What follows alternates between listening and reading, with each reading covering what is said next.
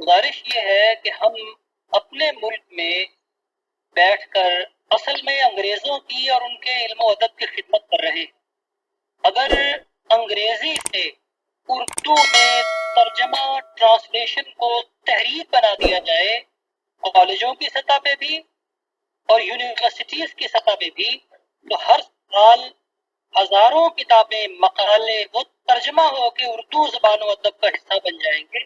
صحیح۔ تو میں سمجھتا ہوں اس طرح کی تحریر بنا کے ہم بعض اکثر لوگوں کے مطالعہ کتب کی عادت کو مستحکم کر سکتے ہیں۔ جی بہت اچھی تجویز آپ نے دی ہے کہ دیکھیں جو ٹرانسلیشن کا کام ہے اس کی اہمیت سے تو انکار نہیں ممکن۔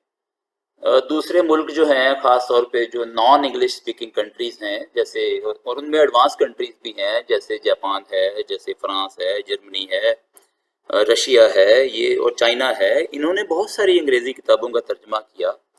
اب اس میں تو کوئی شک نہیں ہے کہ بہت سارا نالج جو ہے وہ انگریزی میں کریٹ ہو رہا ہے، لیکن ترجمہ کر کے اپنے عوام کے لیے، اپنے لوگوں کے لیے اس کو آسان کیا جا رہا ہے۔ پاکستان شاید یہاں پہ ایک تو مالی مسائل کا شکار ہے میرے خیال میں، دوسرا یہ ہے کہ یہاں ترجیحات بھی اس طرح کی نہیں ہیں کہ ہم ترجمے کی طرف آئیں۔ اور آپ نے بڑی اچھی تجویز دی کہ ایک تحریک چلائی جائے اور ایک تحریک کی صورت میں جو ہے وہ ترجمے کا کام کیا جائے۔ اس میں گورنمنٹ کی سرپرستی بھی چاہیے اور معاشرے کی سطح پر بھی اس کام کو کرنے کی ضرورت ہے، تو ہمیں جو ہے وہ پرائیویٹ سیکٹر بھی اس میں فنڈنگ کر سکتا ہے۔